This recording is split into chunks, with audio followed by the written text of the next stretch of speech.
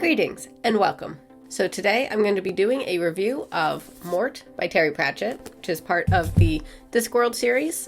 It is the first book in the Death set of Discworld books. We've got Mort, then Reaper Man, Soul Music, Hogfather, and then Thief of Time. So this starts off the set of books that focus on the main character of Death. He is one of my favorite characters in Discworld, but I will get to that later. So to start with the synopsis, so Mort is about the character of Death has decided to look for an apprentice, and he brings on Mort to teach his trade so that Death can go off and see what all this living is about. He wants to find out what it means to live, and so by taking Mort on, he teaches him what to do, when to go out, and when it's somebody's time, and bring them into the next realm.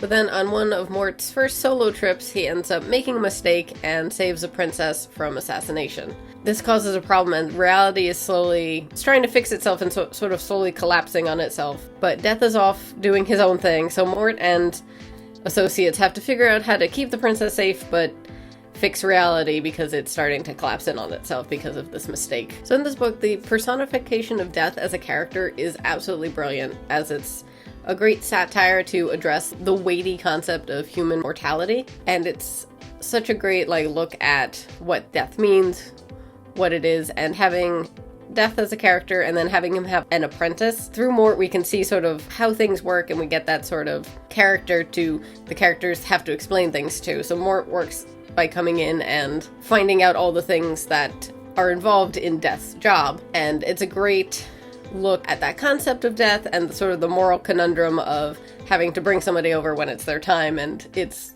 sort of Mort struggles with that a little bit, and it's a very interesting concept to look at in the book, and it's done very well. And then we have that conflict of Mort saving someone from death, but then because of it, reality is collapsing in on itself, and he has to figure out how to fix this mistake, and it inspects that sort of inevitability of death and how no one can outrun it. It does that and looks at all these concepts and still makes it funny and fun to read, an enjoyable sort of adventure story, and looking at all these different concepts, and it's really fun. And then all the characters absolutely fantastic. Like I said, Death is one of my favorite characters in the Discworld series, and he's so satirical, and it's great to have him sort of exploring what it means to live and looks at that concept and makes it very interesting. And then we have Mort, which is fun because he's new at things, he's a bit bumbling, we have the new perspective on things, and it's just a really fun character to sort of follow through the story.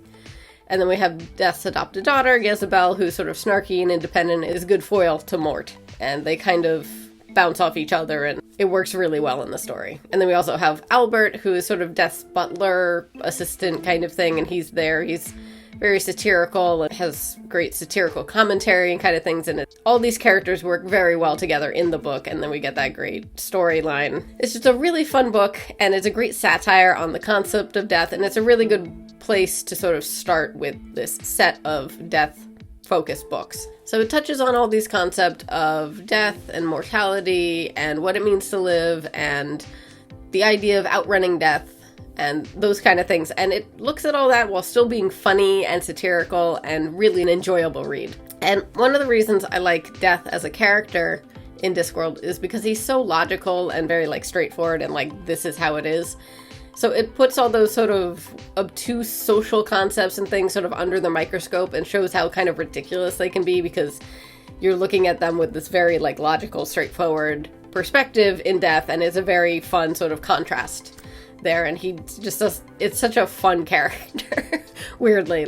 It sounds kind of funny that Death is such a great character, but he's just such a great sort of blunt, logical sort of character, and it's a good way to sort of poke fun at all those different things. So I would definitely recommend this book to anyone who loves the Discworld. It's a great example of the Discworld series. It's really fun, satirical, and it has a lot of that dark humor. So anyone who also likes dark humor, I think, pick it up. Even if you don't know Discworld, I think it's a really good start, and this is a good set of books in the Discworld series if you like that kind of dark humor and inspecting mortality and that kind of concept, but while still being funny and enjoyable.